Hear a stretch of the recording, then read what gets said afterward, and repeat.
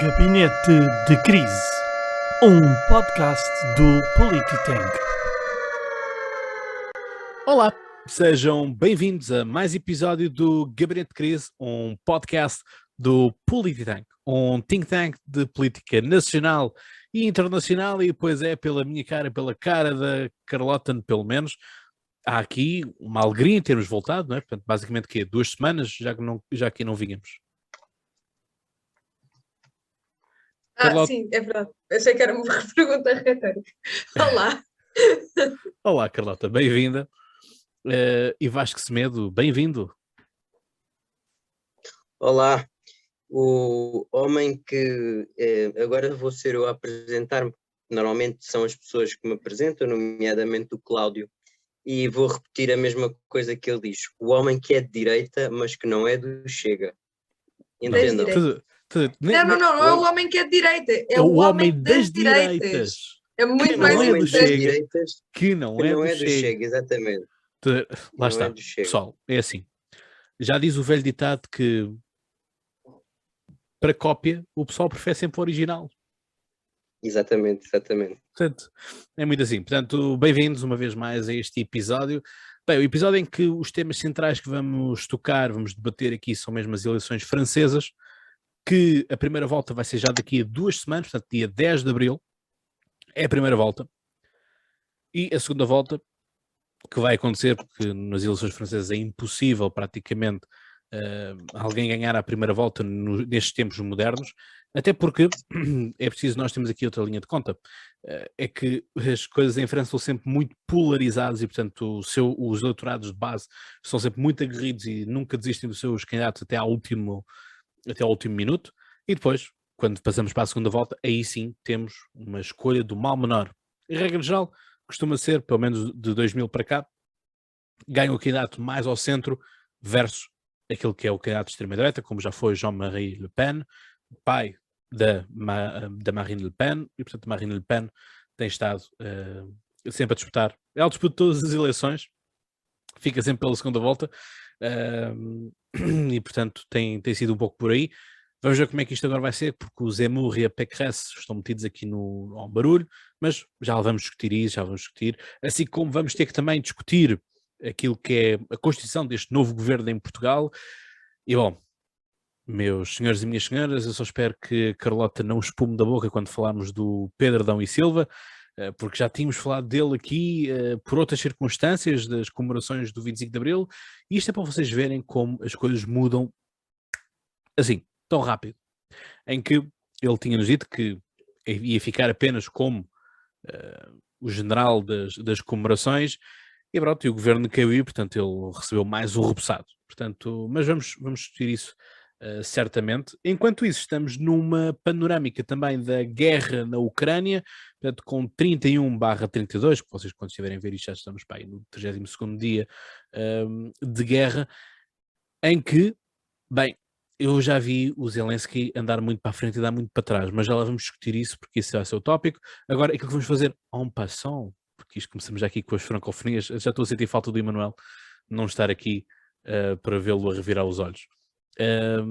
Em que temos um... Olha, aí eu não existo. Não reviraste os olhos? Virei sim. Não reparei, peço desculpa, Carlota. Mas bom, vamos então imaginar que a Carlota efetivamente revelou os olhos.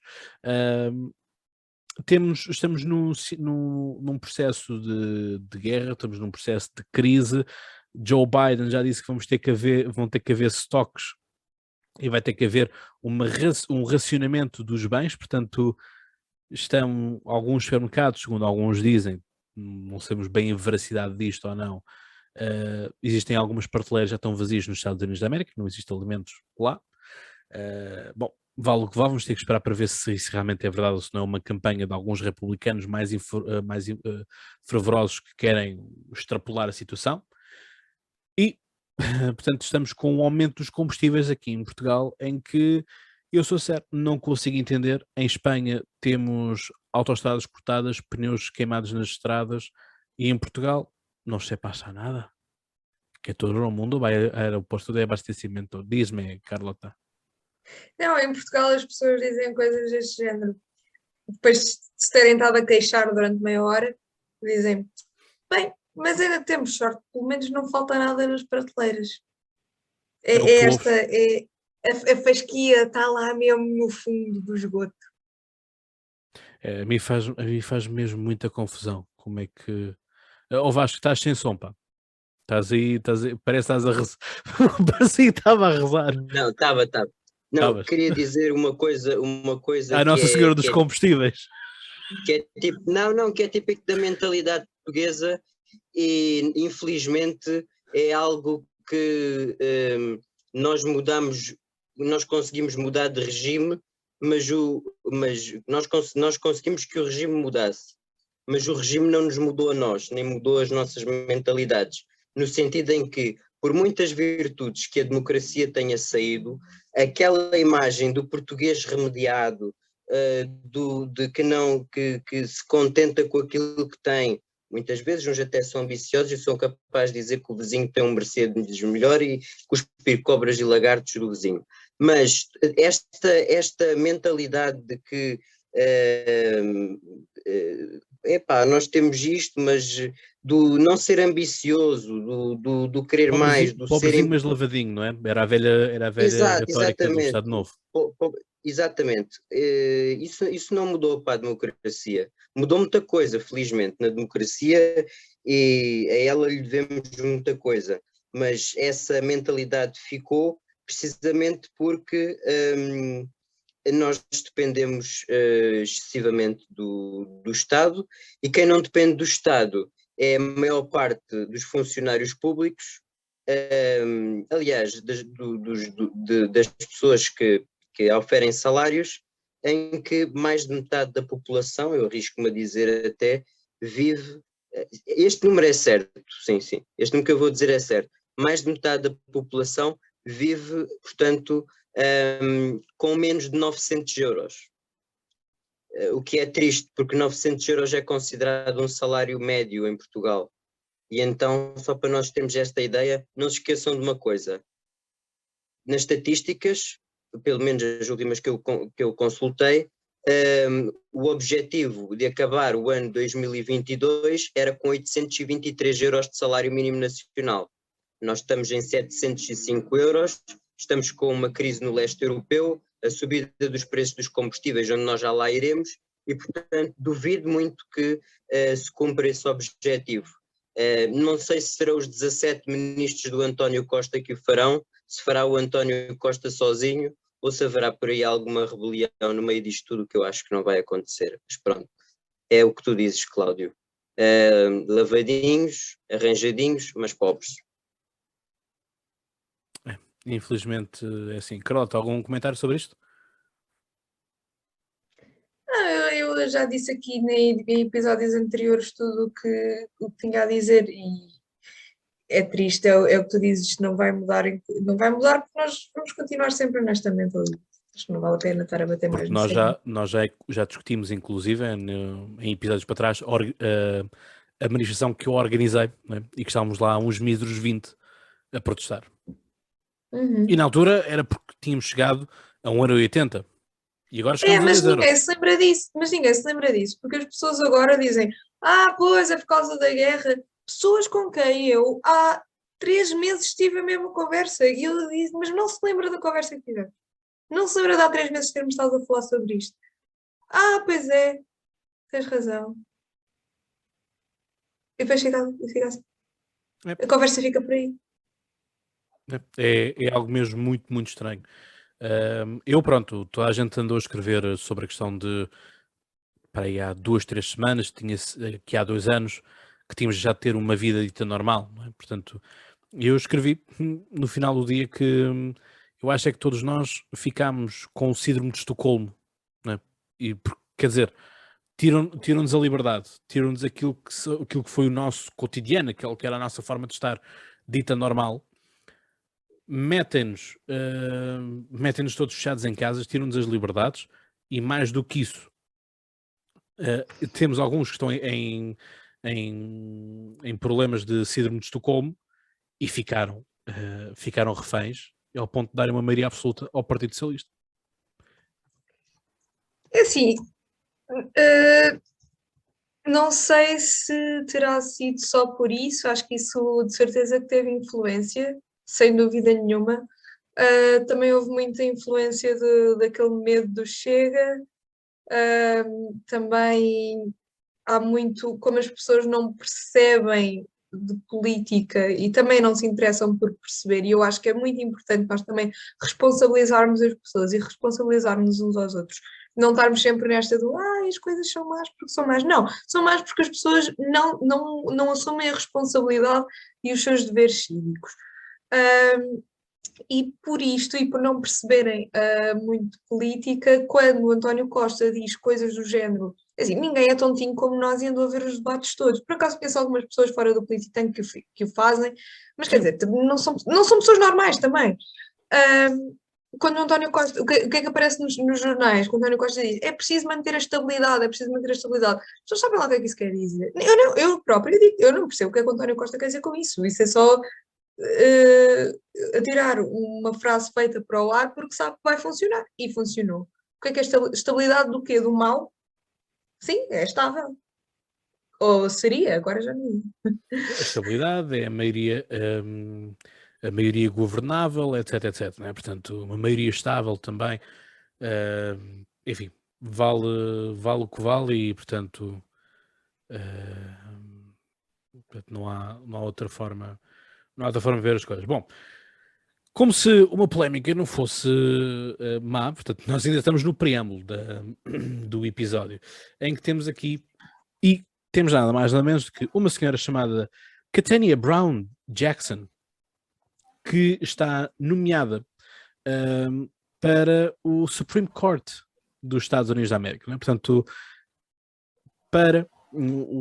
ela está a ser nomeada pelo Joe Biden, não é? Portanto, e proporcionou-nos um momento extremamente, como é que é aquela palavra que agora está na moda? Cringe, não é? Essa palavra que está super na moda, em que uma das senadoras, quem vai para o Supreme Court tem sempre que passar pelo filtro dos senadores, pelo aquele round de perguntas, e se não me engano, a última votação será esta quarta-feira, se não estou enganado, em que diz que não se, portanto, pergunta-lhe qual é que, há uma senadora que lhe pergunta qual é a definição de mulher, e ela diz que não é bióloga, portanto, não sabe dar uma definição de mulher. Pior que tudo isto é que neste momento já existem fact-checkers nos Estados Unidos da América a corroborar isto, a trazer biólogos que vêm dizer que também eles, sendo biólogos, não conseguem também dar uma justificação para o que é uma mulher. Oh, Cláudio, mas pelo menos isso é coerente, porque nós andamos aqui desde 2016 a ouvir dizer que quem sabe dar uma definição de homem e de mulher é fascista. Portanto, para mim, quem está mal aqui é a senhora juíza, whatever, que, Brown Jackson. sim, que estava a ser incoerente, não é? Então, mas agora o sexo está relacionado com a biologia. Eu comecei logo a achar que esta senhora se calhar é fascista. Ou é de extrema-direita, ou é alt-right, ou é do Ku Klux Klan, ou uma cena assim. Mas pronto, ainda bem que os biólogos já vieram esclarecer que afinal está tudo certo, aquilo que nos andam a dizer desde 2016 para aí, mantém-se, uma coisa não tem nada a ver com a outra. Isso foi onde? Na CNN? Não sei, mas apareceram uns fact-checkers. E isto é estranho. Eu vou-te dizer uma coisa, que é, eu tenho a forma séria e que põe a nu a forma como a definição de mulher arranjava-se já. Muito simples. Dissolvimos o Supreme Court. Eu não sei se constitucionalmente isto é possível ou não, mas vamos imaginar que era. Mandamos aquilo tudo abaixo. Portanto, toda a gente que lá está é exonerado. E aquilo que fazemos é pomos só homens brancos. E aí vais ver que já vão aparecer as mulheres negras todas. E aí já vais conseguir identificar mulheres. Se puseres isso, Aliás, o Joe Biden disse que ia nomear uma mulher negra. Então, se calhar temos de perguntar ao Biden qual é a Ou profissão da mulher. perguntar ao Biden.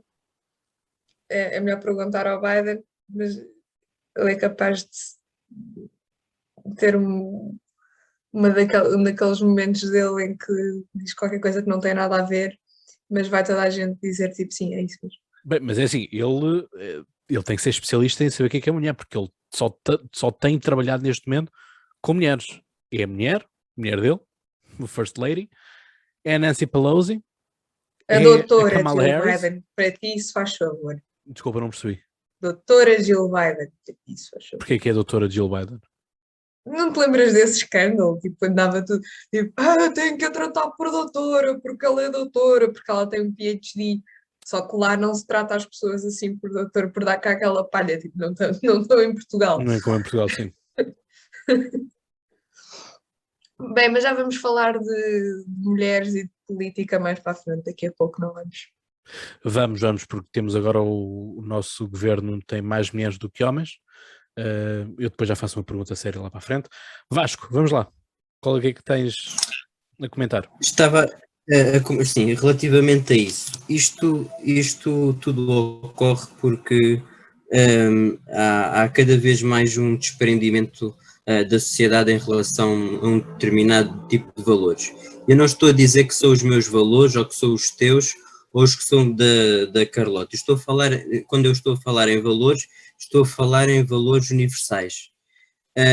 E o que é que acontece? Nós estamos numa era, o Bauman já dizia que era uma era líquida, o Gil Lipovetsky também afirmava que nós vivemos em tempos em que, portanto, tudo é relativo e, portanto, a relatividade das ciências sociais, e eu sei bem o que isso acarreta em si, é tão grande que dá para um conjunto de experimentações sociais, nomeadamente na questão do género, em que uma mulher não se define pela genitália, pelos seus órgãos sexuais, mas define-se pela construção social do que é que deve ser ou não deve ser uma mulher. Este é que é o principal problema que eu identifico. E a partir do momento em que se abre a porta a que uma mulher não se considera mulher, aliás, nós não vamos mais longe, era a própria que dizia, agora folha-me o nome completamente, que a Simone de Beauvoir, era a própria Simone de Beauvoir que dizia que não se nasce mulher, torna-se mulher. Ora, não sei se foi a partir daqui, mas isso muito contribuiu para o pensamento feminista e para a destruição daquilo que é a mulher em si. E não é pelo facto de se desnaturalizar, digamos assim, o papel da mulher e a forma como a mulher sexualmente, digamos assim, é vista. Infelizmente, a esquerda ainda pensa que isso, e provavelmente lhe dá votos, porque esta esquerda pós-modernista, associada também a um pós-modernismo, pós-colonialismo, e eu direi mais, até uma pós-sociedade, portanto, permite que haja uma construção social de um lastro tão grande que cabem lá todas as definições dentro. E a partir do momento em que nós vivemos numa era de um relativismo social que é impressionante, então eu também posso ser um helicóptero, posso ser o que eu quiser, porque realmente a mentalidade é esta. Eu posso ser qualquer coisa neste relativismo cultural, em que a biologia e os biólogos já não contam para nada, em que isto é um problema sério. Eu não subestimo este tipo de questões. Podem existir outras mais sérias, mas quando se tocam nos valores ocidentais e não só, e não é por acaso que há países que rejeitam estas agendas. Eu não concordo com a ideologia desses países, mas concordo no fundo com que esse assunto não se torne numa forma de discussão política e não se torne numa forma geral de fazer política, porque quando assim é, então quem vence não são aqueles que têm melhores ideias, mas são os lunáticos. São aqueles, os filhos do iluminismo, que se dizem filhos do iluminismo, mas não são mais do que meros loucos que andam perdidos por aí. Muito bem, o nosso Vasco, o homem das direitas, que também é secretário-geral do partido anti-woke. Eu sou presidente. Bom, Vasco. A citar a lendária Lauren Southern, ou devo dizer o lendário Lauren Southern, porque no Canadá ela é um homem. Na Austrália acho que é uma mulher. Não sabes como isso? Assim? Como é que uma pessoa consegue em dois países ser... Sabes quem é a Lauren Southern? Não. Vais adorar. Ela hoje em dia faz tipo comentários e coisas assim, mas ela antes ia tipo para as manifestações feministas picar mesmo, ia picar as pessoas. Tipo, e ela fez uma vez disse, alguém lhe disse, não sei o quê, porque você é mulher, portanto devia, whatever, e ela respondeu, no, I identify as an attack helicopter. E pronto, isso foi tipo um momento viral. E entretanto, outra das coisas que ela fez foi mudar de sexo legalmente. Tipo, ela foi ao médico, ela gravou tudo, foi ao médico, disse: eu acho que eu sinto que sou um homem. É? Há quanto tempo é que sente isso? Desde sempre. E ele tipo, passou-lhe um papel a dizer que ela era um homem. Ela foi ao registro, vestida de mulher, com o cabelo comprido. Tipo, tu vais adorar, é uma loiraça giríssima. Chega lá, diz, não sei o quê. Perguntou-lhe o que é que ela vai lá fazer. Ela diz assim, of course, sir. E mudou de sexo. E acho que nunca voltou a mudar. Mas ela agora vive na Austrália. Acho que na Austrália isso não deve ser rápido. Não, na Austrália tens também tens um governo woke. Portanto... Não, mas não tem a ver com isso. Não sei como é que funciona, tipo, quando tu mudas de sexo legalmente, se isso te transfere de um país para o outro. Não sei. Se calhar sim. Olha, sabes para onde é que não transfere de certeza? E tu vais adorar a Loreto. É na Arábia Saudita. Na Arábia Saudita, de certeza que ela não transfere. Pois. Não é reconhecido. Ou na Palestina também. Na Palestina também não devem reconhecer isso. Bem, passadas estas discussões, vamos então àquilo que importa. Guerra na Ucrânia, portanto, Vasco, eras tu que querias abrir este tema? Ouvi dizer. Sim, a questão da guerra da Ucrânia. Hoje é o 31º dia, ou o 31º episódio, com todo o respeito que eu tenho às vítimas deste conflito, a que assistimos, portanto, a esta invasão e, portanto, o Zelensky nos últimos dias tem percorrido tudo o que é o homem só mesmo não sai da Ucrânia, digamos assim, em termos físicos, mas virtualmente ele está sempre fora da Ucrânia, porque ou aparece no Senado americano ou aparece na Câmara dos Comuns. Não me admirava, só não aparece na Assembleia da República de Portugal, porque ainda não lhe deu para isso, e o António Costa provavelmente não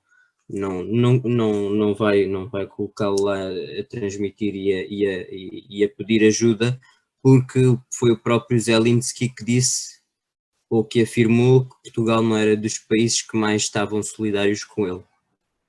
Pois é, a verdade é que nós podemos fazer a nossa parte, mas nós não temos a dimensão nem o orçamento que a NATO tem. E o Zelensky pediu uma coisa muito simples, que a mim até me parece razoável, que era que 1% do orçamento da NATO fosse destinada às ajudas à Ucrânia. Ora, o que é que acontece? A Ucrânia não pertence à NATO. A União Europeia, neste momento, faz um esforço inclusive, até passando à frente de vários outros países que se tinham candidatado antes. Um deles, curiosamente, é a Turquia, que tem dos regimes mais iliberais à face da terra. Outro é a Ucrânia. A Ucrânia não é nem de perto nem de longe uma democracia, mas eu também não vou na narrativa que vem de Moscovo de que aquilo também é uma cambada de nazis, etc, etc, lá pelo homem ter eliminado os partidos que existiam. Creio que ele possa ter feito isso mais por uma circunstância de defesa do país dele próprio, porque a maior parte desses partidos eram pró-russos, do que propriamente por uma extinção de partidos, assim só por extinguir por extinguir. E então parece que o presidente Biden, pior do que se possa imaginar, e cada semana nos surpreende mais. Já sabíamos que ele dissera que Putin era um criminoso de guerra, agora disse que o Putin era um carniceiro, ou acho que era essa a expressão que ele utilizou. Portanto, Sim, butcher. Exato. Portanto, aqui dou razão, às vezes dou razão ao Partido Comunista num aspecto concreto, que é quando há isto é uma interferência grave em termos de relações internacionais. Agora, não concordo com nada do que eles defendem em termos internacionais, nem que os Estados Unidos devam ser afastados deste processo, porque os Estados Unidos historicamente têm um papel e têm uma responsabilidade grande dentro da NATO, e portanto, se os Estados Unidos saíssem da NATO, a NATO deixava de ter valor e deixava de ter sentido em si. Porque não nos podemos esquecer que... e orçamento. Sobretudo diz. E orçamento, Sim, deixava de ter orçamento. O Trump já avisava que os países europeus não estavam a pagar, não é? Portanto, e nós na altura, nós, salvo seja, não é? Portanto, o pessoal europeu, os jornalistas então tiraram-se ao ar, o Trump está a dizer que nós somos maus, que nós não damos dinheiro para a guerra. Mal do Trump. Eu só digo o seguinte, eu cada vez mais vou dando razões aos republicanos quando eles têm aqueles frascos que é Trump was right, e tipo metem lá uma moeda para dentro e há frascos que já estão cheios. Eu começo a render às evidências. Eu ainda não verifiquei com calma isto que eu vou dizer agora, mas aquilo que se prepara do lado republicano é um impeachment ao Biden pela questão da ingerência da situação, da relação das relações dele com a Ucrânia. Se isto é verdade ou não, eu ainda não tenho fontes seguras que me permitam... do filho dele. Tem a ver com a questão dos laboratórios. Sim, de armas biológicas. Do Hunter Biden, que é o filho. Exato. E que curiosamente teve um esquema qualquer na Ucrânia. Que o Trump também já vinha a avisar em campanha que isso é. Um esquema qualquer, e lá vem só esquemas. Sim. Mas o Biden... é um faraó do leste da Europa. O Biden, eu dou-lhe um desconto por uma razão simples. E isto é uma questão que vai para além da política. É que o Biden perdeu um filho. E isto eu não sei nem quero imaginar se tal coisa me acontecesse. Por isso mesmo é que eu acho que ele não estava em condições de gerir os Estados Unidos e de digamos assim, ter contactos diplomáticos e a diplomacia, porque eu acho que o Biden reage muito, para além de reagir muito a quente ao que se passa, reage mais com o coração do que propriamente com a racionalidade. E, portanto, ele, em vez de atenuar aquilo que são as relações diplomáticas com a Rússia, ele só espevita o Putin a poder fazer mais estragos.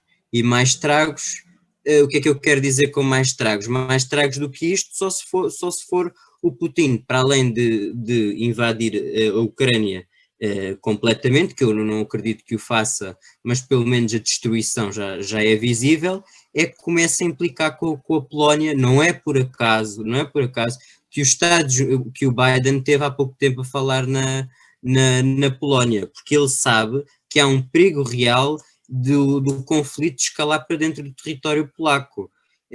Agora, se o Putin tem respeito ao Biden, se querem essa opinião a minha, eu acho que o leva pouco a sério. Se fosse o Trump, talvez o levasse a sério, mas neste momento creio que não o leva a sério.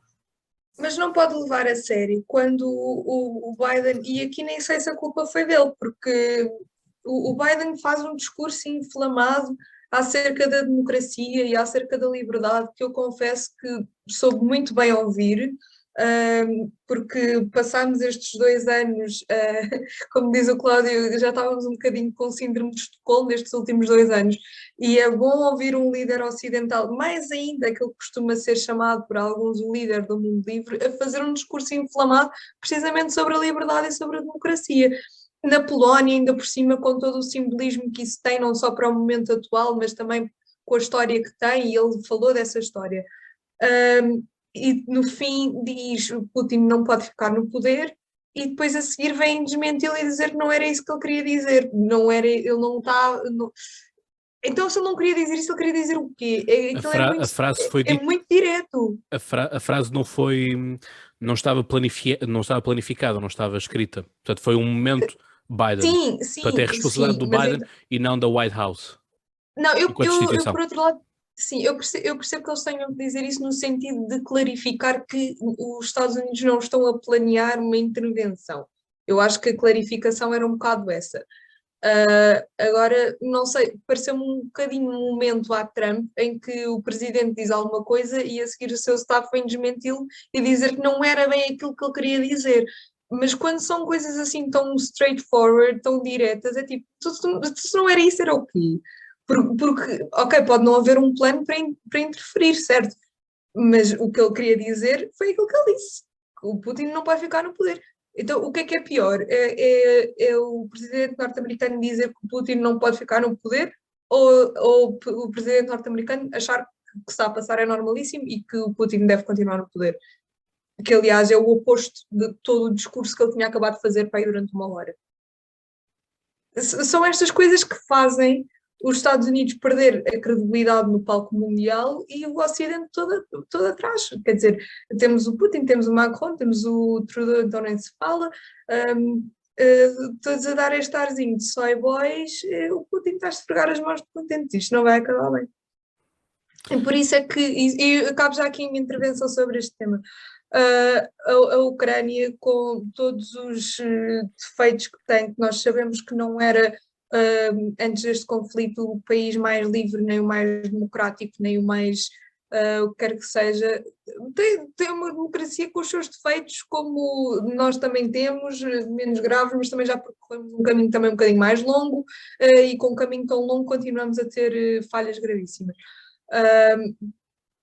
Com tudo isso, não deixa, a meu ver, de ser um país que quer caminhar no sentido da liberdade, e acho grave que o líder do mundo livre, que eu não gosto desta expressão um bocado aspirosa, mas é o que costumam chamar ao presidente dos Estados Unidos, faça um discurso daqueles e depois a seguir o staff venha a dizer, não era bem isso. É, porque lá está, quer dizer, eu pessoalmente, eu vou ser muito honesto, o Macron, entretanto, já reagiu no telejornal francês e diz que não vai seguir este caminho das guerras de palavras, porque para ele não faz sentido, e portanto não vai querer fazer uma escalada dos nomes e uma escalada também do conflito, que ele vai preferir a questão do diálogo.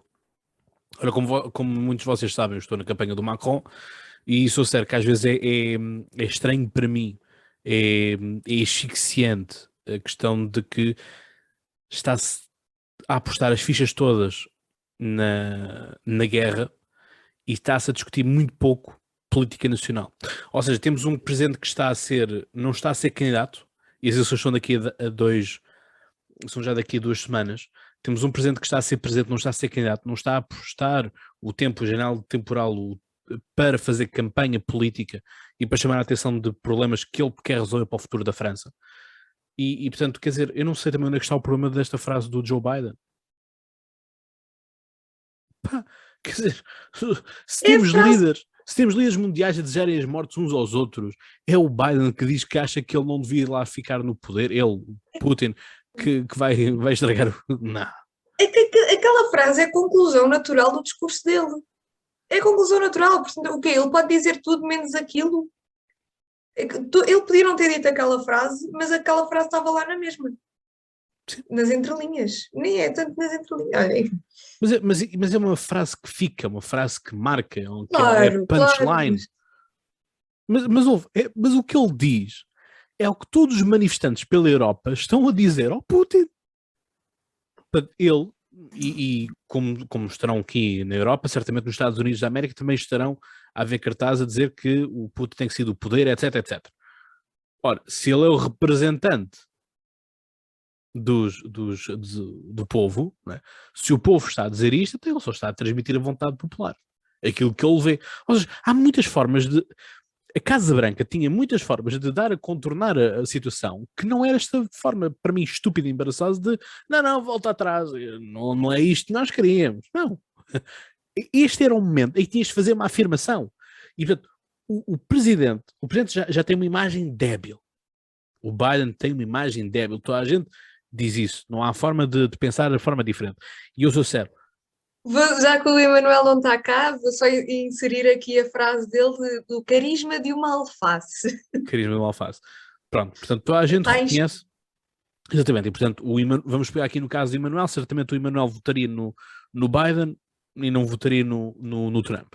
Mas eu acho que até, neste caso, temos o Emanuel que reconhece que a figura do Biden não é uma figura carismática, não é uma figura que imponha respeito. Ora, este era o momento de ele tentar construir, build up, algum carisma, alguma credibilidade. E fazer isto neste termo, em que toda a gente iria bater palmas. Acho que até alguns republicanos seria o único momento que lhes bateriam palmas. Ora, temos uma Casa Branca que desautoriza, portanto enfraquece o poder do Presidente dos Estados Unidos.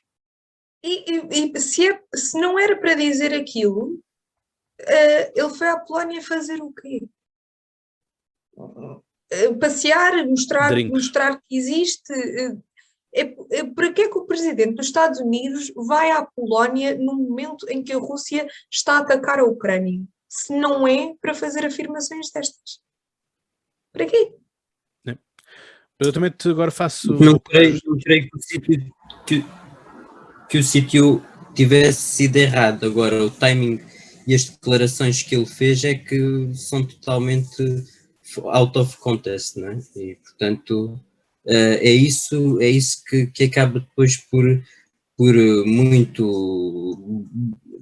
boa imagem que ele pudesse ter, eventualmente que não tem, que é exatamente o contrário, que vão minando a credibilidade. Isto é uma série de erros em cima de erros e portanto, aquelas... até porque vamos lá ver, e por aqui acabo, para fecharmos este assunto. O Biden foi posto no Partido do Democrata, foi posto, já pertencia, mas foi candidato contra o Trump, só para tirar o Donald Trump de lá. A partir do momento em que o Biden ganha as eleições, o próprio Biden, a existência do próprio Biden é, como é que eu ia dizer, é irrisória, não faz qualquer tipo de sentido, porque sabe-se à partida que o homem tem problemas psicológicos e eu quase que apostaria que ele tem princípios de Alzheimer ou lá perto, pela agilidade, pela pouca agilidade que ele tem às vezes em agarrar objetos e certo tipo de coisas. Não sou especialista na área, mas às vezes há traços em que as pessoas deviam estar atentos. Se não há na Casa Branca um médico ou alguém que o aconselhe e que veja a saúde, então eu não sei se é só mesmo para a saúde mental do próprio Biden. Isto nem sequer é bom. Eu já nem estou a falar nos Estados Unidos em si, já estou a falar no próprio presidente dos Estados Unidos. Porque qualquer dia acontece alguma coisa e não vai ser por causa do Trump, nem por causa de outro motivo qualquer, vai ser da própria debilidade física do Biden e a nível psicológico também.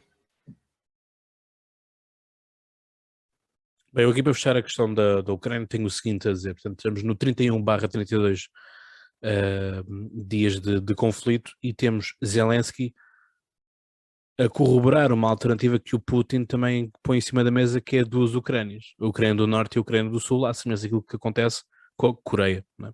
Coreia do Norte, Coreia do Sul. A questão é, e isto tinha sido algo que eu já tinha dito em relação ao conflito, já tinha falado isto com o Igor, outro elemento do nosso Polititank, em que eu disse que é, se o Zelensky cai no erro de reconhecer o Donbass, ou se reconhece o sul da Ucrânia como territórios russos, o povo ucraniano não lhe vai poupar.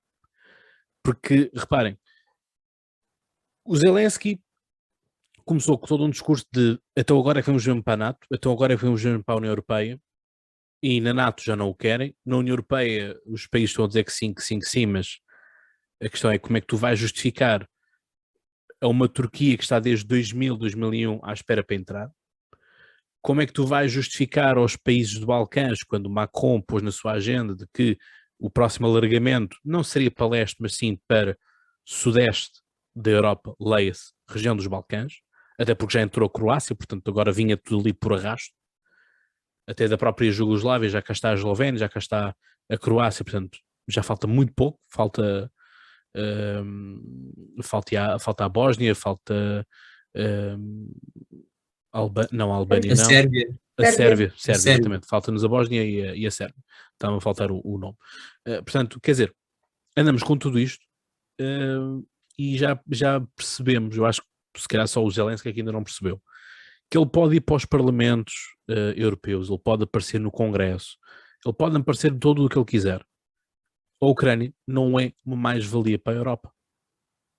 Não é. Ok, tem os cereais, tudo bem, mas isso já tínhamos nós os acordos comerciais de baixas alfandegárias e tudo mais. Agora, a questão é que a Ucrânia, como também já estamos a perceber, não é tão democrática quanto isso. Se calhar não existem os tais neonazis, mas se calhar não se anda assim muito perto naquilo que é a liberdade política. E portanto, as pessoas que andam também com o Navalny ao colo, eu acho que o pessoal também ainda não percebeu muito bem quem é que é o Navalny. Se calhar o dia que perceberem vão dizer bolas porque é que eu andei a apoiar o Navalny, não é? É que o Navalny é basicamente o André Ventura lá do sítio. Ipsis verbis. É alguém que tem ligações à extrema-direita na Rússia, é alguém que vem com o discurso da corrupção, vem com o discurso os russos do bem e os russos do mal. Portanto, o Navalny também não é uma boa escolha para os líderes europeus andarem a apontar como uma alternativa, como uma oposição válida para a Rússia, porque com o Navalny também não esperem que a Rússia vai melhorar muito, muito mais. Portanto, eu estou a começar a ver é que quando nós realmente estamos numa mesa de negociações, nós temos que pôr sempre as nossas demandas o mais alto possível para podermos recuar até meio, que é aquilo que nós exatamente queremos. Imaginem que eu quero uma casa, estamos umas negociações e, portanto, a casa vou pô-la a 300 mil porque eu quero vendê-la a 200 mil, por exemplo. Eu vou pôr a 300 mil e depois vou baixando até chegar aos 200 mil, que era onde eu estava realmente disposto. Mas vou tentar a minha sorte e vou pôr ali nos 300 mil. Ora, nestas negociações está a ser exatamente isso que está a acontecer. Começamos com muita coisa. Zelensky já está disposto a assumir neutralidade. Já está disponível para dividir isto em dois. Já está disponível para reconhecer o Donbass. Já está disponível para reconhecer a Crimeia. Mas vai fazer quer fazer primeiro um referendo à população. A questão é, em que situação é que nós estamos para fazer um referendo? Quando quase 10% da população, não é? Portanto, a Ucrânia eram 44 milhões, já temos 3 mil, quase 4 milhões, perdão, temos 3 milhões, quase 4 milhões de ucranianos que se foram embora, já não estão no país. E para vamos ver como é que isto vai ser, porque eu já sei como é que o pessoal vai votar no Donbass. E se calhar o Putin até diz, olha, já agora fazem uma votação na Crimeia, só mesmo para envergonhar o Zelensky à comunidade internacional. Estão a ver? Afinal a Crimeia quer ser russa, não quer ser ucraniana. E depois de 2014 já houve um grande processo de russificação. E portanto é isto, portanto, o Zelensky, que toda a gente estava com ele ao colo, o super Zelensky e tudo mais. E eu sou sincero, eu é muito difícil deixar-me idolatrar por alguém. Vocês podem dizer, mas tu idolatras o Macron. Não é bem idolatrar, eu gosto do Macron e sempre disse, para mim foi o melhor candidato de todos os tempos, mas não está como o melhor presente de todos os tempos no caso da França. E isso é uma coisa que às vezes chega a ser problemática dentro da campanha. Mas pronto, isto é que é o ponto.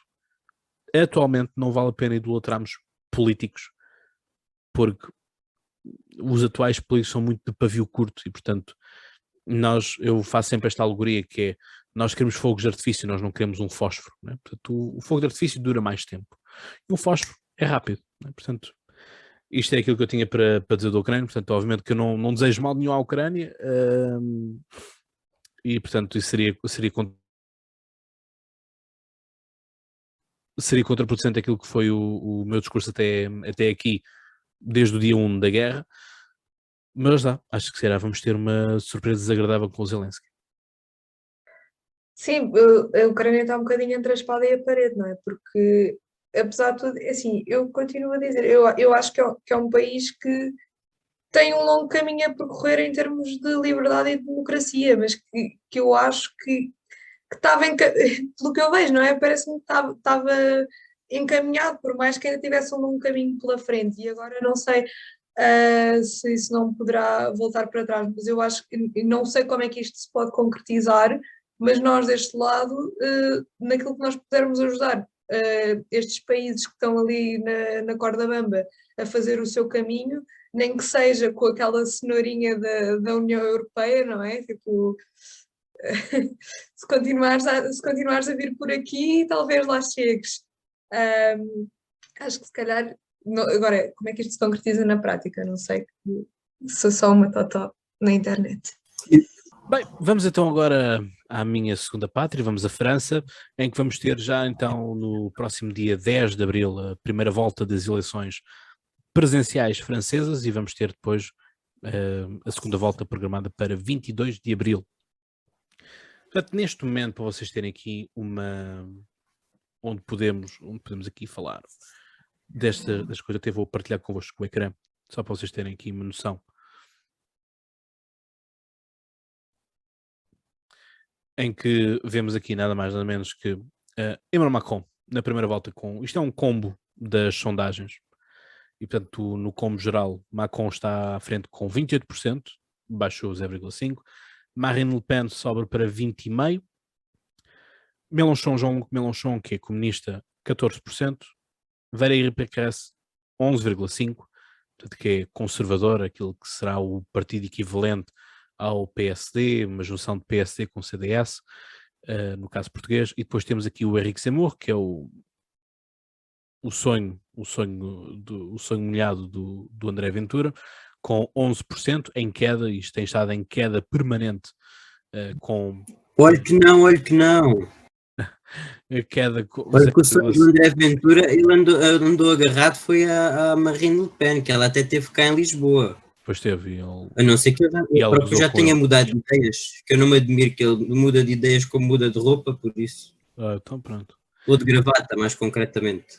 Portanto, o Éric Zemmour, que esteve na casa dos 15, 18%, já está a cair e está nos 11%, os debates e aquilo que tem sido o escrutínio público não tem estado a correr muito bem, ou seja, ele tem apostado num caminho cada vez mais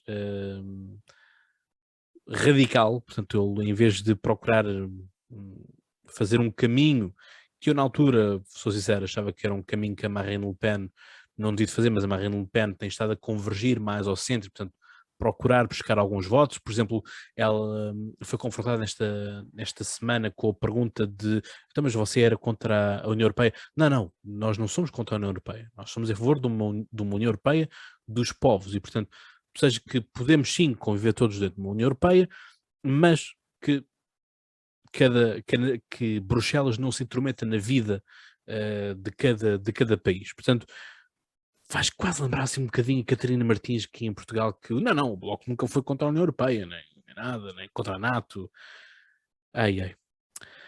Bom, depois temos aqui de destaque que vale a pena apontarmos a Anne Hidalgo, com 2% dos votos, candidata do Partido Socialista, a atual Presidente da Câmara de Paris, e Presidente da Câmara de Paris já há muito, muito tempo, comprou muitas guerras internas na cidade e, portanto, o desgaste é mais que muito, e portanto estas são as últimas sondagens apontadas então para sexta-feira, e quando vamos aqui à segunda volta, temos uma segunda volta entre Macron e Marine Le Pen, com Macron a vencer por 53,5 contra Marine Le Pen com 46,5.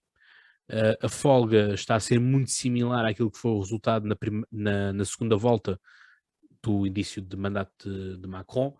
Portanto, da minha parte, não vejo assim nada de surpreendente, para ter aqui uma noção das coisas, como é que isto tudo tem estado a andar. Portanto, vemos um Zemmour que foi avançando e, portanto, como eu estava aqui a dizer, chegou a ter 16,5%, como podem ver aqui. Macron também já teve dias melhores, já chegou a atingir os 31,5%, tem vindo em queda e estabilizar. Quem tem efetivamente crescido desde que tem havido os debates na televisão e tem havido as entrevistas é sem dúvida Marine Le Pen. Marine Le Pen, podemos gostar, podemos não gostar, ela é alguém muito profissional naquilo que toca à forma de comunicar e, portanto, a forma como ela também comunica e executa as suas ideias, é alguém que é muito pragmática a falar, portanto, é daquelas pessoas que, como se costuma dizer, não vai presa, não é? Portanto, as coisas são mesmo muito, muito por aí. E, portanto, este era o retrato que eu tinha aqui para vos trazer. Temos aqui a tal Valérie Pécresse, a azul clarinho, portanto, a vir cá por aí abaixo. Aqui foi quando começaram os principais debates. Ela teve uma crescida e, portanto, ela até fazia publicações a dizer que um pouco em género de André Ventura, no sentido de dizer já despachei o Zemmour e o Macron vai ser o próximo. Já despachei o Zemmour e já despachei a Marine Le Pen e o Macron vai ser o próximo. E eu publiquei nas minhas Insta Stories, o Macron está mesmo à tua espera e vai ser o teu fim. Porque a questão é mesmo esta, é que a Valérie Pécresse representa, para vocês terem uma noção, a Valérie Pécresse representa aquilo que o francês não quer, que são os oligarcas, por assim dizer. A Valérie Pécresse, para vocês terem uma noção, ela tem um património de 9 milhões de euros. E tem como é que ela atinge este número? Grande parte é por causa do marido. Tanto que eu até comentei em vésperas das eleições que a Pécresse teria que fazer um divórcio técnico para que, quando fizessem a declaração de rendimentos, a declaração de património, sim, que é, peço desculpa, não houvesse assim um grande choque, porque reparem, como é que esta candidata, que representa o centro-direita em França, consegue entrar num bairro social com este historial, não é? E dizer, olha, nós queremos fazer. Eu também não compro, atenção, há aqui uma questão que nós temos também a ter em linha de conta, que é, isto também não pode ser a ideia de que os ricos só governam para os ricos e os pobres só governam para os pobres e só representam os pobres e só podem falar para os pobres. Não é esse o ponto, mas é a questão de, ela tem que fazer a ginástica política que ela tem que fazer para basicamente sair do círculo da elite onde ela está. Ela foi comissária europeia, né? Portanto, ela não é alguém rasca, não é? Portanto, não é. E ela, por exemplo, estava em quarto classificada para ganhar a nomeação dos republicanos, não é? Do partido. E ela, basicamente, à última, começa a ganhar os debates todos internos e os militantes do Les Républicains votam nela à frente das pessoas que seriam mais bem destacadas para ser, na teoria, para ser a candidata. E, portanto, temos, por exemplo, temos Macron, que declara 500 mil euros de património, que é muito pouco, mas também é dos mais jovens que lá está.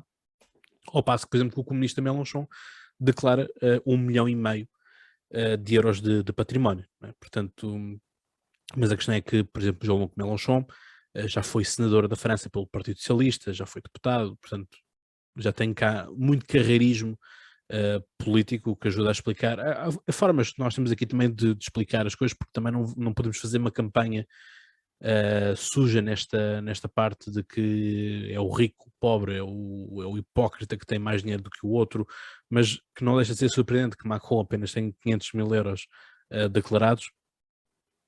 não deixa de ser, até porque quem era gestor das contas da família Rothschild, ou um dos contabilistas da família Rothschild, duvido que os salários pagos pela família Rothschild não fossem assim tão frugais quanto isso. Não é? Portanto, vai ser uma... Pode não os terem investido bem. Ou também não os terem investido bem. Pode não os terem Deixa-me investido só bem. fazer. Ou seja, tipo, sei lá, foi à roleta russa e perdeu lá tudo. É isso, por exemplo. Não necessariamente a Deixa-me roleta só fazer. russa. Deixa-me só terminar aqui as notas introdutórias, Vasco, que eu já te passo mesmo Ok. a palavra. Que era para te fazer uma pergunta também. Mas... Então faz lá a pergunta, Ok.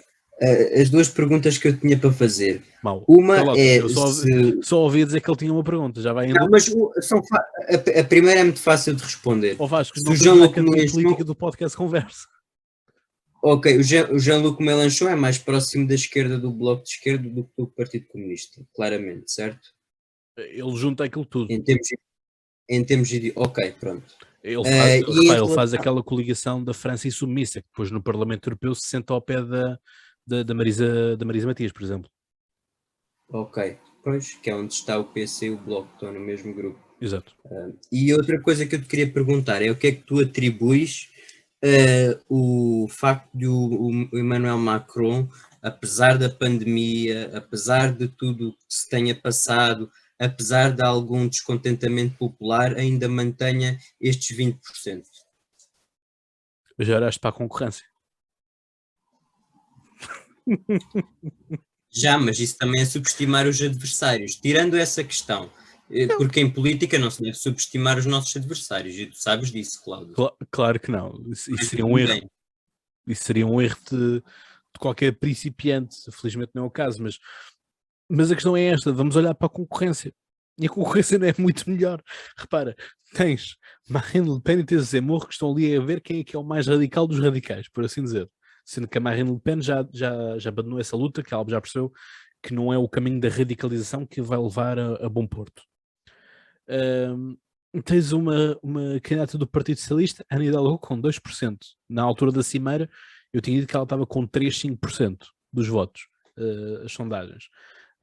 Portanto, repara que já perdeu pelo menos 1% desde novembro do ano passado até esta parte. E depois tens uma PQRS, que lá está, tem aqui muitas... a PQRS não é levada muito a sério porque ela é demasiado formal. E ela impõe muito esse formalismo. A PQRS, eu vejo muitos traços da Angela Merkel na PQRS. E isso é uma coisa que não funciona muito bem.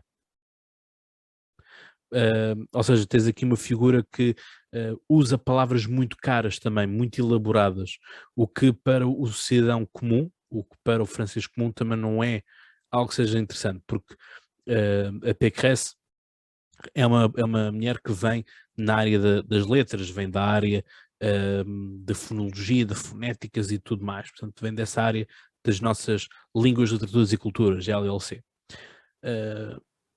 E portanto ela pensa demasiado nas palavras. E isso é uma coisa que em política começamos a perceber que está tudo demasiado elaborado, está demasiado trabalhado. Isso foi algo que nós vimos com o Lucas Pimenta, quando ele esteve cá nas 24 horas, também no Eleja-se, também o próprio Carrilho, que também que esteve cá na Cimeira, e também isso deve ter sido algo que foi dito no painel da comunicação em política, quer pela Sofia ou pelo professor Marchi, falaram certamente dessa coisa da linguagem direta e da linguagem mais simples, simplificada, não simplista, mas simplificada, que é aquilo que colhe. E a PQRS falha muito nisso. E, portanto, por isso é que eu digo, basta olharmos para o resto, para a concorrência, e perceber que Macron não tem grandes dificuldades. É presidente incumbente, apesar de que Sarkozy era presidente incumbente, perdeu as eleições porque fez demasiados escândalos. François Hollande, presidente incumbente, fez demasiados escândalos, entre eles os cortes de cabelos milionários, ou também o facto de ele sair numa scooter com um capacete para ir ter com a amante. E quer dizer, o único caso que temos no Macron, o único escândalo que nós temos no Macron é a questão de um dos bodyguards dele estar com problemas na justiça e ter sacado uma arma quando não era suposto e pronto. Basicamente não há muito mais a explicar a nível de escândalos com Macron. Portanto, é um tipo bem parecido, põe a França no mapa, faz voz grossa na Europa, portanto não há assim grandes problemáticas. Agora, que há efetivamente, como tu dizes, eu também sou logo o primeiro a dizê-lo, que há um gorrar de expectativas, esperava-se muito mais de Macron daquilo que ele aparece para disputar as eleições em 2017. E depois falhou. Mas é isso.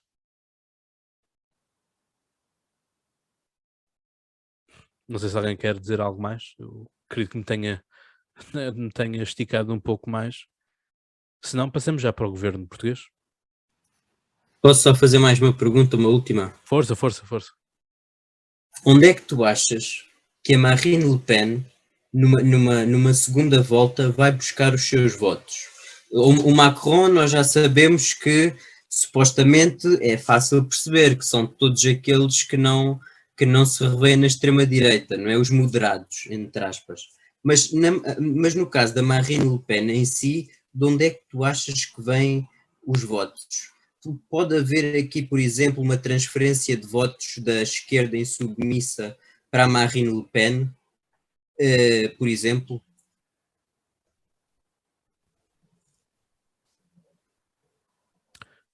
Percebo o que estavas a dizer. Eu estava agora aqui a ver os números outra vez, e vai haver certamente essa transferência de votos. A questão é que na França insubmissa vai haver aqui uma transferência de votos pela metade, acho eu. E sobretudo na segunda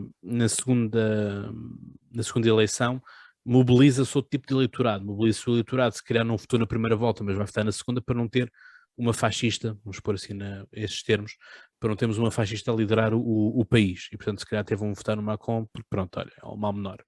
Mas os socialistas que também não votam no Hidalgo, porque repara, é impossível que em França só existam 2% de socialistas. É impossível. Não, porque isso não se materializa com aquilo que são, por exemplo, os votos nas regiões. Nas regiões, o Partido Socialista ganhou regiões. Portanto, existe eleitorado. Existem pessoas que se revêem em candidatos socialistas, mas se calhar não se revêem na Ana Hidalgo. E portanto, por isso é que eu estou a dizer, porque a Ana Hidalgo, por exemplo, a nível de timings tem falhado muito. Ela diz as coisas já depois do Mélenchon ter dito. Ora, e o Mélenchon é mais radical, tem um discurso muito mais populista, um discurso muito mais inflamado. Ora, se ele diz uma coisa e ela depois, passado um dia ou uma hora, basta apenas uma hora, vem dizer o que ele diz, mas de outra forma mais pomposa, perde a originalidade. E, portanto, os mídias também não têm sido muito simpáticos com a Ana Hidalgo, devo dizer, passam muito pouco tempo da Ana Hidalgo, portanto, ela já está sentenciada à desgraça. Portanto, mas é como eu estou a dizer, o Partido Socialista ganhou nas regiões. Portanto, existe eleitorado socialista, existem figuras socialistas que ganham eleições. A Ana Hidalgo, pelos vistos, não é.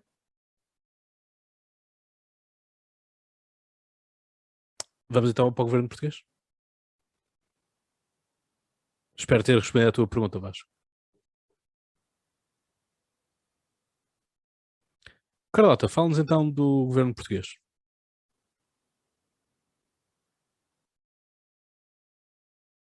Estás sem som. Desculpa. Este governo, que assim, o Marcelo Rebelo de Sousa ficou enfurecido com António Costa, não é? Diz que sou pela comunicação social. Enfim, olha, eu sinto-me mais importante que o Marcelo Rebelo de Sousa porque eu fui informado por WhatsApp. Mas a mensagem que eu recebi no WhatsApp, a pessoa dizia assim: Cláudio, não partilhes. Eu não partilhei. És o maior. Bem, é assim, eu não vou comentar tudo porque também nunca mais saímos daqui e também não tenho opiniões assim tão fortes sobre tudo. Eu acho que o que vocês querem ouvir da minha parte, principalmente, é assim, para já tenho que falar do óbvio que é Fernando Medina, embora não seja uma surpresa, não deixa de ser desagradável. É só desagradável. Porque tudo aquilo que nós ainda nos lembramos, e espero que as pessoas não tenham memória curta, mas têm,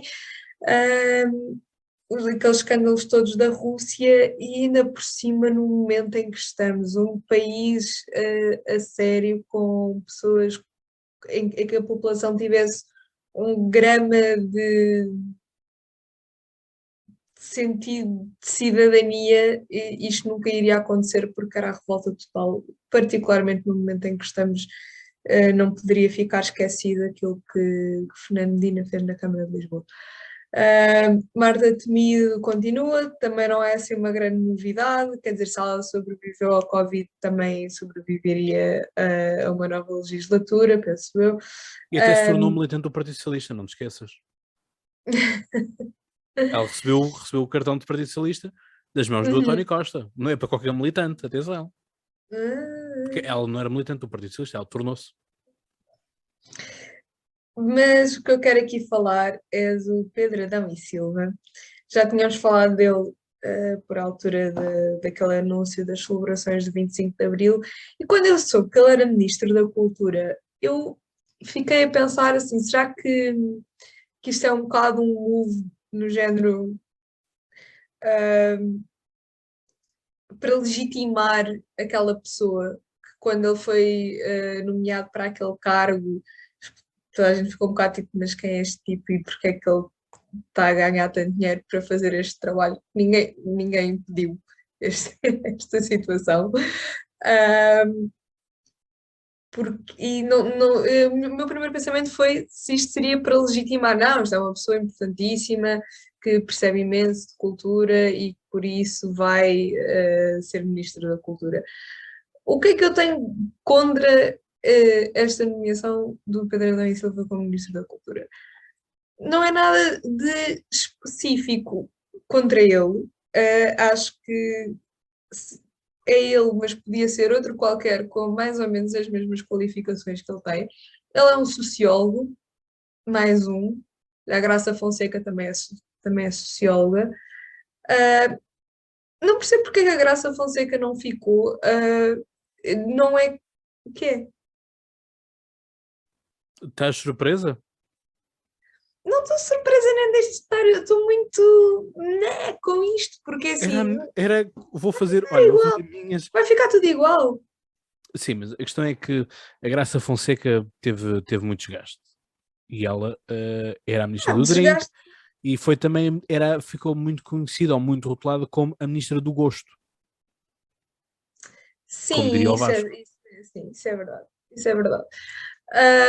Não sei, estava a pensar aqui. Cláudio, Espera.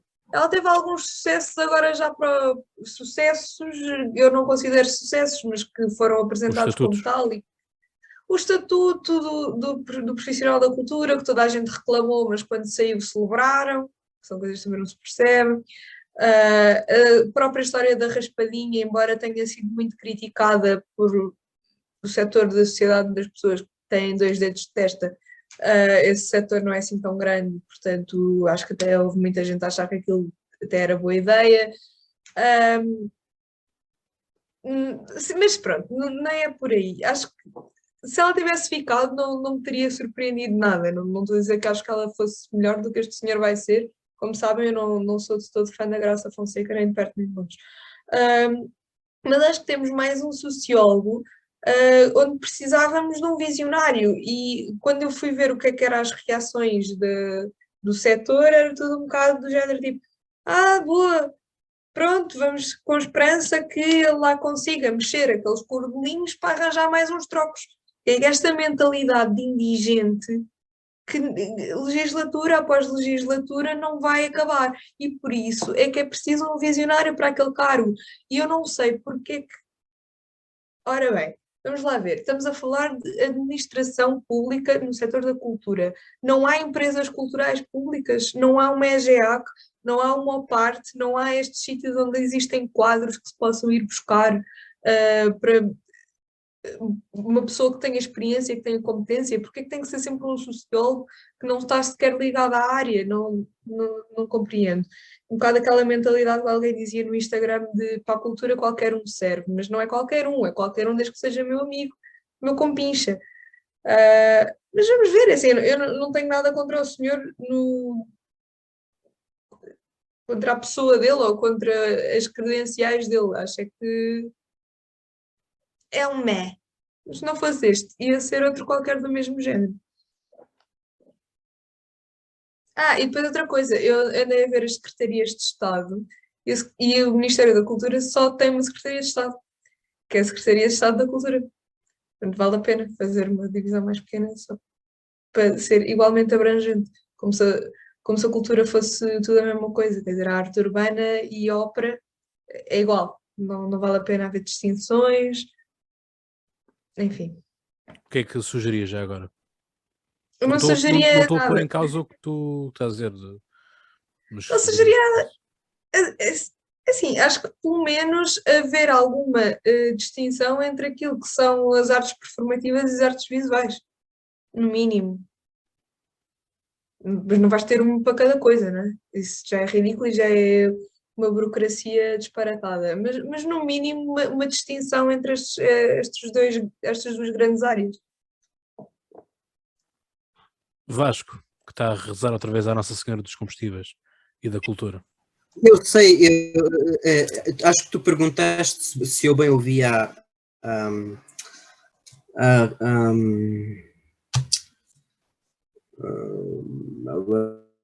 É a segunda vez hoje que te esqueces. deu uma Está no ecrã, Vasco. branca. Olha, que eu acho que isto. Carlota? A Carlota. Era isso. Há bocado queria te dizer uma coisa, Cláudio. Tu disseste que eu disse temos que aqui o É a Joe segunda Biden vez Tuga. hoje. Temos aqui o senhor Joe Biden Tuga. Olha, nos a dizer que o senhor tem princípios de Alzheimer. Deus castiga-te. não, olha, mas em relação àquilo que tu disseste da Graça Fonseca, eu não disse que ela era a ministra do gosto. Eu disse mais. Eu disse que ela era a ministra da cultura do gosto, que é diferente, que faz toda a diferença. Mas pronto, voltando aqui aos ministros, este realmente, o Costa, acho que cumpriu uma das suas promessas, pelo menos, de ter um governo menor. Só que o que é que acontece? É um governo menor em 2 ministérios, mas no fundo não deixa de ser um governo pesado. E então, isto basicamente é quase um jogo de cadeiras, se assim eu posso dizer. É aquele jogo de cadeiras, toda a gente se lembra, em que metes uma música e as pessoas andam todas ali e há páginas tantas já não há cadeiras para ninguém. O que é certo é que no Partido Socialista não só há cadeiras para muita gente, como há ministros repetidos. E então, o que é que eu destacava aqui dos ministérios? Destaco o e, portanto, as finanças e do Russiagate, Fernando Medina.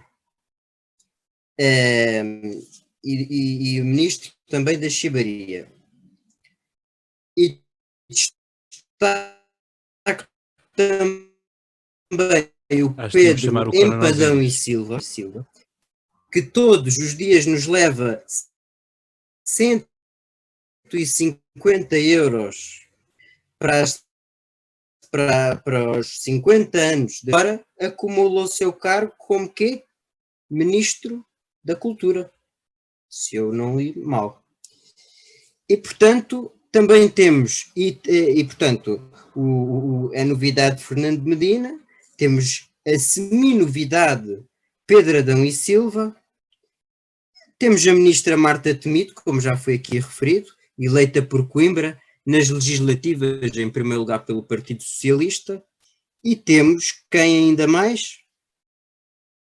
Pois claro, temos aqui o Pedro Nuno Santos, mantém-se como Ministro das Infraestruturas e das Ferrovias e do Ferro Velho também. E temos Ana Catarina Mendes, que teve, quanto tempo? Teve quase 20 e tal anos para ser Ministra. Portanto, vejam bem só que no Partido Socialista para a compensa. Na saúde, no Serviço Nacional de Saúde, e não existem listas de espera. Existem portanto, listas não existem listas de espera, mas existe muita incompetência. E, portanto, Ana Catarina Mendes, vale a pena, Ana Catarina Mendes, esperar, porque a espera compensa. Portanto, eu acho muito bem que tenha esperado e que se tenha mantido no Parlamento para poder ter o seu sonho, o seu auge de chegar a Ministra da Cultura. Portanto, eu acho muito bem. E, portanto, relativamente ao Ministro das Finanças, como eu já aqui disse, o Fernando Medina, foi um erro ter tirado o João Leão, porque o João Leão era uma pessoa competente. Aliás, no meio do último governo socialista, era das pessoas mais competentes que existia. Apesar de tudo, há aqui que reconhecê-lo, portanto, a Francisca Van Duman está fora do governo, portanto, menos uma cota preenchida, neste caso, e de forma geral, Mariana da Silva também se mantém como Ministra da Presidência. Na Justiça há esta novidade, acho que já recorreu aos ministérios quase todos, portanto, Duarte Cordeiro, que foi o coordenador certo, já lá vou, mas o Duarte Cordeiro, se eu não me engano, foi o coordenador autárquico, o coordenador das eleições legislativas do António Costa, é Ministro do Ambiente e da Ação Climática, e saiu o Ministro que era conhecido como o Ministro do Hidrogénio. E na Defesa, deixa-me cá ver, Ministro da Defesa Nacional, temos a Helena Carreiras. Exato. Falaram que este governo tem-se... Pronto, não me querendo eu gabar, mas eu de certeza que tivesse cartão do militante do Partido Socialista e não me importava de esperar os 27 anos da Ana Catarina Mendes para chegar ao governo. E, portanto, na Assembleia da República. Portanto, esperar compensa, ser sociólogo num governo socialista também compensa, e, portanto, realmente, os ministros, eu acho que é capaz de dar um bom governo, porque a maior parte dos ministros tem uma cara alegre, e isso é o que importa. E já viram o José Luís Carneiro, parece alguém que renasceu e até está com um novo visual e tudo. Não sei se aqui dá para ver, tenho que virar assim, espera aí. Isto é que é classe, gravatinha e tudo. E pronto, e de maneira que isto é assim, vamos lá ver como é que corre. Por acaso, inclusive tenho aqui um deles, o Pedro Adão e Silva, é professor de uma amiga minha, portanto eu não me posso esticar muito em relação a isso, sob ponto de a prejudicar. Não, agora não a prejudica de certeza, porque lá, vai estar no governo. Foi do em que país? Mas isto agora é o KGB? É PID? Voltamos não, a olha, só há dois do KGB. Só há dois grandes agentes conhecidos do KGB em Portugal. Um é o Fernando Medina Russiagate e outro é o Alexandre Guerreiro, que é o espião número 1 de Portugal. Portanto, ele até ameaçou uma ativista, ou não sei se era ativista, mas era ucraniana de certeza, que ia enviar os dados para a Rússia. Portanto, eu acho que ele já sabe falar um bocado, ele disse que não sabe falar russo, mas eu até desconfio que ele saiba falar russo, porque com tantas mentiras que ele já fez, ou já deu, queiram falar, já nem sei como dizer, com tantas mentiras que ele já disse, provavelmente o mais provável é ele saber falar russo e o mais provável é a malta que tenha cuidado com ele e os contribuintes que se salvaguardem, porque senão faz o mesmo que o Medina fez quando esteve na Câmara de Lisboa. Graças a Deus este senhor não tem poder, porque se tivesse poder aí eu sinceramente estava preocupado, e não digo isto com ironia, infelizmente. Sabes se ele tem cartão de... digo, Sabes que ele não tem cartão do Partido Socialista, é isso? Isso não sei, isso não consigo saber. Olha, mas sei que ele tem uma t-shirt com o Putin. Mas sei que ele tem uma t-shirt com o Putin. E isso, portanto, também tem o André Ventura e já foi visto várias vezes. Olha que mesmo, mesmo a extrema-direita europeia ou a direita radical europeia. Bem, o André Ventura não sei, mas o Salvini tem essas camisolas do Putin, certamente. Bom, esse Alexandre Guerreiro vai dar muito... A questão é que esse Alexandre Guerreiro, para todos os efeitos, é uma amostra deste ódio também, agora que tudo o que é russo ou tudo o que é russófono é para queimar. Portanto, já vieram dizer que ele tinha sido expulso da faculdade e tudo mais, quando a faculdade já veio desmentir isso, trocam os nomes dos professores, metem os orientadores, enfim, é um reabove total, que isto também, enfim, por isso quando dizem que o Cláudio é contra os jornalistas e tudo mais, é por causa destes, né? Porque os jornalistas depois acham-se donos da razão, perseguem as pessoas até a dizer que chega, inventam aquilo que quiserem inventar, martelam aquilo tudo, disseminam aquilo pela internet toda, ganham publicidade com isso, porque o pessoal vai atrás daquilo que é o clique, tipo sangrento, não é?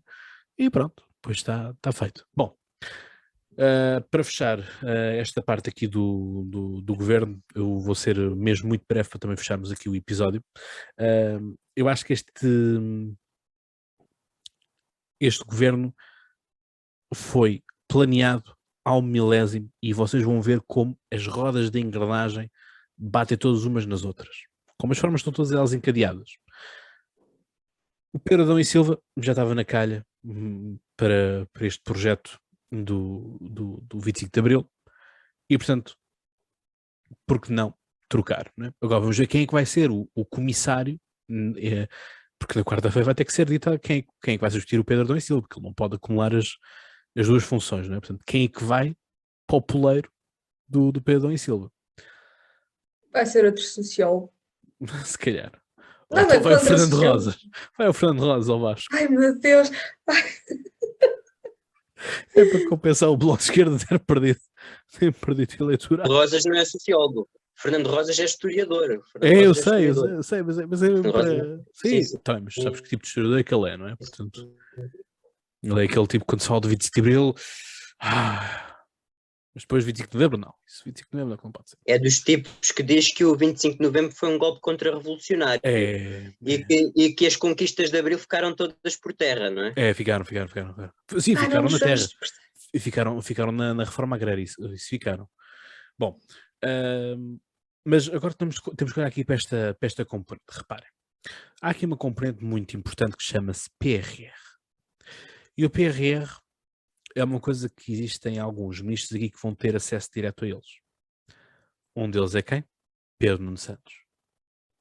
Pedro Nuno Santos consegue meter a mão diretamente no PRR porque... Surpresa! Ninguém estava à espera. Porque uma das coisas que está no PRR é o desenvolvimento da ferrovia. Ora, desenvolvimento da ferrovia, vamos cá disto. Eu vou ser muito honesto. Eu pessoalmente gosto muito da pessoa que é o Pedro Nuno Santos, já o conheço há muitos anos, ele também já esteve no podcast Conversa, mas a questão aqui, para mim ele é uma pessoa que defende a dama dele. Portanto, quando ele toma uma causa para ele defende até a exaustão. E acho que todos nós nos recordamos em relação à TAP, como é que isso é. Não é? Para quem está no Spotify, a Carlota, ou na Apple Podcasts, a Carlota revirou os olhos. Ora, aquilo que E não está cá a Ana, que se fosse a Ana já estava a meter as mãos a à Ana cabeça. estava a espumar na boca, já estava a ter um ataque qualquer, portanto já vinha a Mirtila e o Lupilo, já vinha tudo, o exército todo. Bom, portanto, eu acho que a ferrovia, pelo menos daquilo que tem sido as expressões de contas do Pedro Nuno Santos, eu acho que a ferrovia vai ficar bem entregue a ele. Acho que ele vai cuidar da ferrovia como isso deve ser, porque eu acho extremamente estranho como é que nós não conseguimos ter as nossas capitais de distrito interligadas por a ferrovia. Eu já não digo a questão de, por exemplo, ligarmos Almada a Setúbal, ou ligarmos, por exemplo, Covilhã à Guarda, ou a Castelo Branco, ou quer que seja.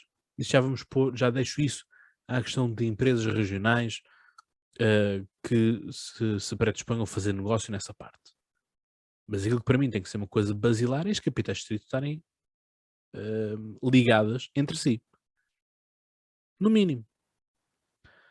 Agora, e para as terriolas e tudo mais, pá, isso aí já não podemos pôr em cada porta de um português uma paragem de comboios, como é óbvio, não é?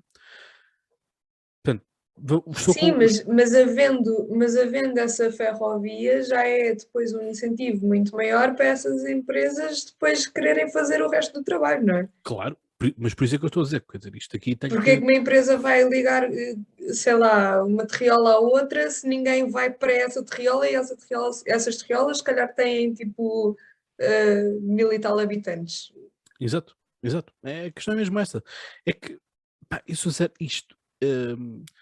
eu já venho a lidar com a desertificação do interior já há muito tempo a esta parte, não pelas funções políticas, mas até mesmo por questões familiares, porque os meus avós são da beira interior, de Trancoso, e portanto eu vejo fotografias de antes de como é que era aquela aldeia e como a aldeia está atualmente, e quer dizer, aquilo que eram crianças pelas ruas, neste momento não existe nenhuma, né? Portanto, isto a mim dá-me um certo desgosto ver como é que... A questão é que não é apenas a desertificação do interior, é a perda patrimonial, cultural que se vai perdendo também. As tradições, isso é preciso nós termos a noção, é património que também está a ser degradado, são as igrejas não são cuidadas. Eu falo aqui das igrejas porque todas as terriolas têm que ter no mínimo uma igreja, isso é princípio basilar. Agora se tem pelourinho, se não tem pelourinho, castelo, não tem castelo, torre de homenagem, isso já depende de muitas coisas. Mas há aqui estas coisas básicas. Há a questão dos saberes e sabores, como se costuma dizer, das terriolas também, que são precisas de serem preservados e serem passados de geração em geração. E isso é uma coisa que se está a perder, em que eu não vejo que haja uma recapacitação dessas mesmas partes. O que me deixa bastante triste. Depois temos esta entrada do António Costa e Silva, que era o tal para-ministro, né? Portanto, ele não fazia parte do governo, mas era equiparado a um ministro, porque participava nas reuniões, dava as coisas. E, portanto, ele faz parte deste super ministério que é da economia e do mar. Isto aqui parece-me lançar uma pista de que finalmente Portugal vai apostar no mar. Ou que pelo menos no mar vai ser um dos principais recursos da nossa economia. Parece. Se assim não é, então fico com expectativas esgorradas. E o António Costa e Silva, para quem teve a oportunidade de ver na grande entrevista que ele teve, que chama-se mesmo assim, a grande entrevista na RTP3, eu gostei da linha de pensamento dele. Ou seja, parece-me alguém que sabe para onde é que quer ir. E não é aquela pessoa que diz soundbites. Mandou aqui, mandou ali. Parece alguém que está, pelo menos aparenta, sabe o que está a fazer. E, portanto, espero que corra mesmo muito, muito bem nesta parte. Portanto, o pessoal quando diz, o Ministério do Mar desapareceu. Não, está alocado ao da economia. Que parece-me ser então um sinal de maior investimento. Até que enfim que alguém bateu com a cabeça na parede e percebeu que efetivamente nós, para nos salvarmos a nós, Portugal continental, tivemos que ir para o mar para resolver os problemas que nós tínhamos aqui no retângulo. Mas isso os loucos não querem saber disso porque só vêem escravização e tráfico e tudo mais. Pronto. Depois temos esta componente de termos mais mulheres do que homens. E eu só, o que me faz comichão no meio disto tudo é a espetacularização que se faz disto. E eu não consigo perceber qual é a espetacularização disso. Pá, é bom que tenhamos esta questão de que temos paridade, neste caso também já não temos paridade entre homens e mulheres. Agora, a questão é, essa espetacularidade toda vai-se resolver, vai-se traduzir numa melhor governança? Vai ser automaticamente um governo mais justo? Automaticamente um governo mais capaz? Se calhar os capazes vão dizer que sim. Mas vamos ter que esperar pelos resultados para ver como é que isto era. Aí vêm as feministas. Pá, as feministas podem vir à vontade e eu mando-as de volta para o covil delas, que eu não tenho paciência para pessoas que não conseguem argumentar o mínimo de coisas. Eu só tenho a dizer o seguinte, que é, eu consegui eleger 7 mulheres para câmaras municipais. Eu pergunto quantas dessas feministas conseguiram eleger mulheres para câmaras municipais. Depois aí falamos. Passado este momento de maior exaltação. Não, mas eu acho que em relação a isso. Mas era isso, eu não... agora ia dar mesmo palavra a ti, Carlota, que é, enquanto mulher, e tenho pena que a Leonor não esteja aqui, porque é uma feminista mais fervorosa. Tu, enquanto mulher, o que é que tens em relação a isto? Eu não gosto da espetacularização também. E eu andei a ver, eu sei que isto não conta tanto como parece, mas andei a ver os comentários no Instagram, nas publicações que anunciavam esta questão, e há muitas mulheres a dizer assim: parabéns a todas nós. Tipo, man, parabéns a todas nós o quê? Eu não fiz nada, eu estou com o rabinho sentado em casa. Que seria se víssemos os homens a fazer a mesma coisa? E se tivesse aqui uma feminista, eu estava a dizer, mas não tem comparação, porque os homens sempre tiveram. Não. Mas assim, eu acho que se Falem nós de queremos. Esparta. Espera, não vamos descarrilar, por favor. Mas se queremos ter igualdade, que eu acho que temos, e eu já explico que acho que temos, então temos que encarar as coisas com naturalidade. Para mim, não me espanta nada. Eu acho um bocado estranho nós encararmos ter mulheres ministras com surpresa ou com espanto, mesmo que seja uma surpresa agradável. Eu desde que me lembro que eu vejo mulheres ministras, quer dizer, isto não é uma coisa de agora e não é uma coisa extraordinária. Porquê? Porque agora o número é maior. Está bem, então, não percebo isto. Deixa-me só explicar aquilo que eu queria dizer com eu acho que temos igualdade. Atenção que quando eu digo isto, eu estou a falar, eu tenho a perfeita consciência que eu vivo numa bolha e que, mas apesar de eu também achar que a minha bolha não é assim já não é assim tão pequena. Não deixa de ser por isso uma bolha. Mas qualquer pessoa que seja eleita por um cargo político é uma pessoa que também vem de uma bolha. E esta bolha são pessoas de classe média, barra classe média alta, barra classe alta, com formação superior, são pessoas que se dão em certos círculos, que espero que sejam cultas, inteligentes, trabalhadoras, porque se não fossem não teriam chegado aos lugares onde chegaram.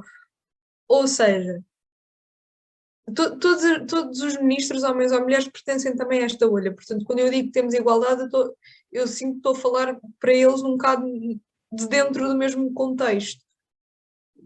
Eu não vejo ninguém à minha volta,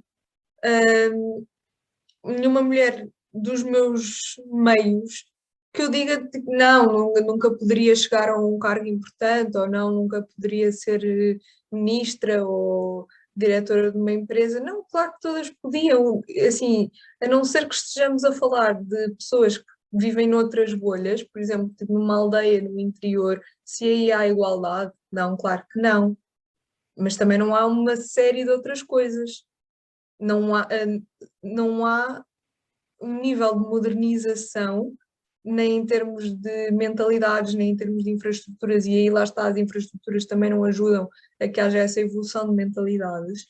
Agora, acho que no contexto em que estamos a falar, é ridículo não encararmos com naturalidade que há imensas ministras.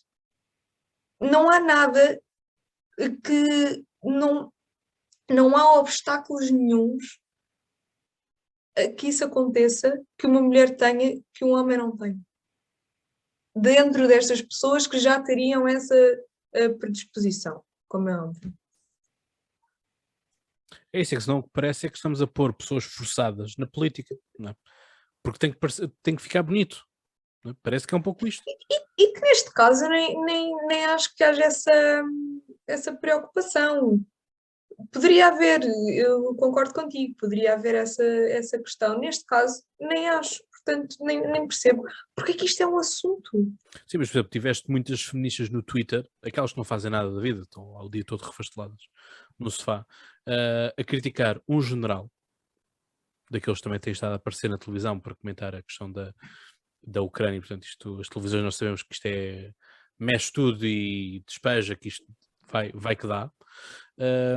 Porque ele comentou o facto de termos agora uma ministra da Defesa mulher, uma ministra como no Ministério da Defesa, e que ele disse que ia haver alguma resistência, alguma problemática de afirmação para com as estruturas militares masculinas. Já chamaram o homenzinho de machista e retrógrado e tudo mais. Quando ele disse que Ele está a concordar com elas.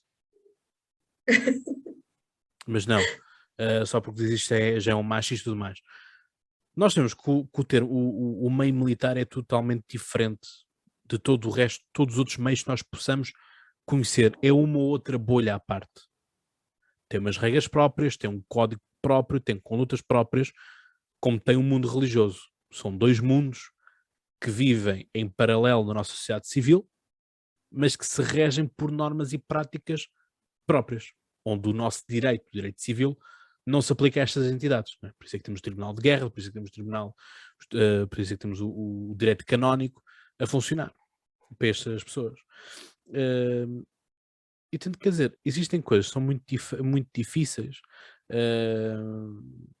da mesma forma que na altura que se andou a fazer toda esta questão de que temos de ter mulheres no exército, temos de ter mulheres no exército, os números de assédios ou de falsos assédios, como depois vieram também a comprovar, dispararam exorbitantemente nessa parte E também. assim, e o exército é aquele lugar onde tu não queres pessoas que não estejam habilitadas para lá estar. Sim. Se há um sítio onde tu não queres isso, é no exército.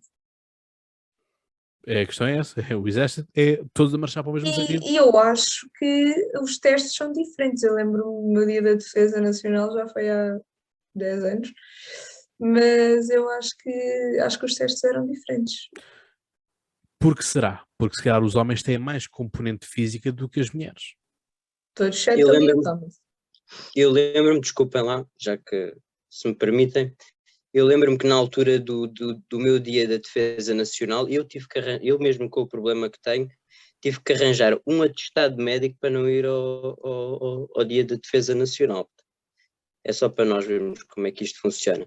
Mas em relação à questão de género, queria só dizer uma coisa muito rápido. Muito rápida. Sim, muito rápida. As feministas que estão sempre a criticar tudo e até criticam as próprias mulheres, que isso ainda é o mais triste em si. Não se limitam só a criticar os homens, como criticam as próprias mulheres, por elas também são um símbolo do machismo, porque são retrógradas e não sei o que mais. Mas são as mesmas feministas que quando, agora na guerra da Ucrânia, se uma mulher pega numa arma para se defender, não estou a dizer que seja, não estou a dizer até que seja para atacar, estou a dizer que seja para defender, seja em situação de guerra, ou seja num outro país onde a facilidade ao armamento é maior, são as primeiras pessoas a dizer que as mulheres não vão para a guerra. São elas próprias é que decidem o que é que a mulher deve ou não deve fazer. Quando depois dizem, fartam-se de falar o meu corpo e as minhas regras, mas para a questão das armas e da defesa pessoal, já não é o corpo delas e as regras delas, já é o que não podem pegar uma arma nem para se defender. Quer dizer, pelas feministas, as outras acabavam mortas, não é? E nesta nota podem ir rever ao nosso Instagram o debate que nós fizemos com o Tuga Liberal acerca desta questão das armas. Exato, gun rights, não é? É muito isso. E, portanto, não treinam mais jacaré. Se ficou muito conhecido, já vi pela internet fora. Bom, mas isto então para terminar, vejo que este governo, as rodas estão muito elas engrenadas. Temos aqui temos o Frandina, que foi reabilitado politicamente por António Costa. Portanto, António Costa, vamos lá ver uma coisa. Olha, já estou como o António Costa. Vamos lá ler. Vamos lá ver. Aqui é a estabilidade e a construção deste governo. Regra já o ministro das Finanças convenceu um elemento independente do governo. Mário Centeno era um tecnocrata. Ele não era militante do Partido Socialista. E aquilo que se previa, aquilo que se queria, e nós vimos muitas vezes que de vez em quando Mário Centeno armava algumas caramuças com o António Costa, depois já não se falavam e desapareciam nas reuniões, e o António Costa dizia uma coisa e na reunião seguinte o Mário Centeno dizia outra. Não sei se ainda se lembram desses momentos de discórdia antes de ele ter ido para de António Costa ter enviado para o governo como governador do Banco de Portugal. Ora, neste momento não há qualquer independência do Ministério das Finanças em relação aos outros ministérios. António Costa capturou da forma melhor e possível o Ministério das Finanças com alguém que vai dizer tudo aquilo que ele disser para fazer, sem pestanejar. Quando nós vimos que do ponto de vista financeiro Medina é gestor, é economista, peço desculpa, quem é gestor é o António Costa Silva. O Fernando Medina, enquanto economista, lixou as contas todas da Câmara Municipal de Lisboa. A Câmara de Lisboa está cheia de dívidas à conta da gestão de Fernando Medina. São mais de 40 milhões de dívida. E, portanto, há aqui coisas que são inconcebíveis de como é que tudo isto se posiciona. Mas depois começamos a perceber, quando começamos a alinhar os ministros uns nos outros, começamos a perceber que aquilo é um governo de tal forma blindado que nada passa sem que António Costa tenha o controle total. E mais do que isso, António Costa consegue baralhar as contas todas da sucessão do Partido Socialista, que dizíamos que seria entre Fernandina e Pedro Nuno Santos. Ana Catarina Mendes lá se ia pondo em bicos de pés e portanto agora tem pasta. Portanto deixou de ser apenas uma figura na bancada socialista, passou a estar na bancada do governo.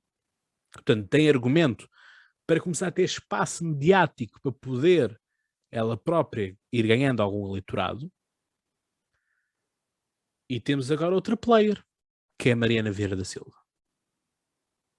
Uma mulher que tem vindo a aparecer com o Covid. O Covid aumentou-lhe imensa visibilidade, mas sempre foi uma visibilidade que nunca a queimou.